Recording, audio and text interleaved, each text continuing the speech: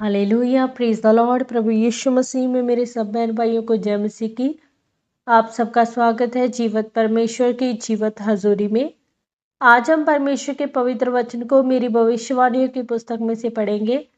आज का ये सामर्थी वचन परमेश्वर के दास प्रेरित अंकु यूसुफ नरूला जी के द्वारा लिखा गया है और हमारा ये विश्वास है कि इन पवित्र वचनों को सुनना आपके जीवन में बड़ी आशीष को लेकर आएगा। तो विश्वास के साथ पवित्र वचन को पूरा सुने। आज का सामर्थी वचन, अलगताई में रहकर आशीष को पाना। जैसा कि परमेश्वर के पवित्र वचन निर्गमन 24 अध्याय उसके 18 वचन में लिखा है, तब मूसा बादल के बीच में प्रवेश करके पर्वत पर चढ़ गया और मूसा पर्वत पर 40 दिन और 40 रात रहा।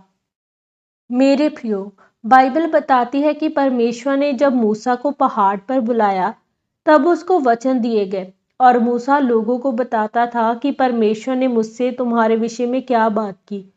वो सब वचन निर्गमन की पूरी पुस्तक में हम पढ़ सकते हैं, जो परमेश्वर ने मूसा को इसलिए दिए ताकि लोग आशीषित हो, पाप से बचे रहे और परमेश्वर उनकी जिंदगी में बड़े कामों को कर सके। जैसे परमेश्वर ने मिस्र की गुलामी से निकाला है, परमेश्वर ने मूसा से कहा था कि तू सीनै के पर्वत पर आना और तेरे साथ कोई नहीं होना चाहिए। सिर्फ तुझे ही आज्ञा है कि तू इस पहाड़ पर चढ़कर मेरे पास आए और मैं तुझे अपनी आज्ञा दूंगा। क्योंकि जब जब भी परमेश्वर ने अपने लोगों को आजाद किया, आशीषित किया, बंधनों से छुड़ाया, तो अपने वचन के द्वारा उनको बचाया है। उसने मूसा के द्वारा वचन को भेजा और इजरायलियों को मिस्र की गुलामी से छुड़ाया। और अब भी परमेश्वर चाहता है कि वचन के द्वारा तुम लोग पुरानी गुलामी से निकल जाओ। शैतान के चक्कर से तो निकल चुके हो, पर एक काम अभी भी खत्म नहीं हुआ। अभी आपको कनान में जाना है, यानी उस योजना को पूरा करना है जिसके लिए परमेश्वर ने आपको अपने पास बुलाया है। मेरे प्रियो, जब आप मसीह में आ गए हैं तो आगे क्या? क्योंकि परमेश्वर ने आपको एक योजना के अनुसार बुलाया है। आप अपने घर में कोई बेकार चीज की खरीदारी नहीं करते और फालतू चीजें अपने घर में नहीं रखते। तो परमेश्वर ने, जिसने आपको अपना लहू मोल देकर, लहू बहाकर खरीदा है, तो परमेश्वर की आपकी जिंदगी में एक बड़ी योजना है। मसीही लोग कहाँ गड़बड़ी करते हैं? मसीह में तो आ गए। जिस तरह इजरायली मिस्र से तो निकल आए, परमेश्वर ने अपने दास मूसा के द्वारा अपने बड़े बड़े चमत्कार दिखाए और उनको मिस्र की गुलामी से बाहर निकाल ले आया।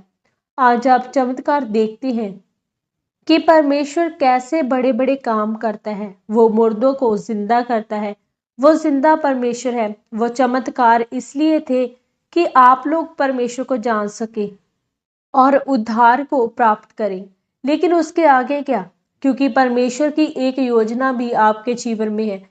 अगर आप मिस्र से उसके वचन के द्वारा निकाले गए हो, तो अब आप कनान में भी उसके वचन के द्वारा ही पहुंच सकते हो।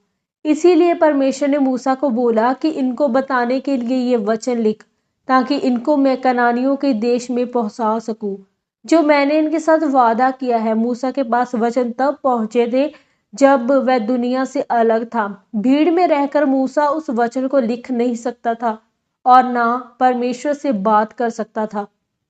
मेरे प्रियो, जैसे आप अलग होकर चर्च में आते हो, किसी के माता पिता नहीं आते, किसी का भाई झगड़ा करता है कि तूने चर्च नहीं जाना, लेकिन आपका चर्च आने का ये सबूत है कि आप कनान में प्रवेश करोगे।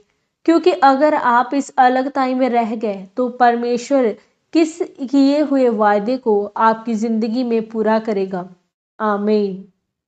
प्रार्थना। सर्वशक्तिमान परमेश्वर, इस वचन के लिए मैं आपका धन्यवाद करती हूँ। परमेश्वर, मैं प्रार्थना करती हूँ कि मैं अलगताई में रहकर आपके वचनों को पूरा करते हुए अपनी आशीषों को ग्रहण करूंगी। प्रभु यीशु मसीह के सामर्थी नाम में हम मांगते हैं। आमीन, आमीन और आमीन। आज के इस पवित्र वचन के पढ़े और सुने जाने के द्वारा परमेश्वर आप सबको बहुत आय से आशीषित करे। सबको जय मसीह की।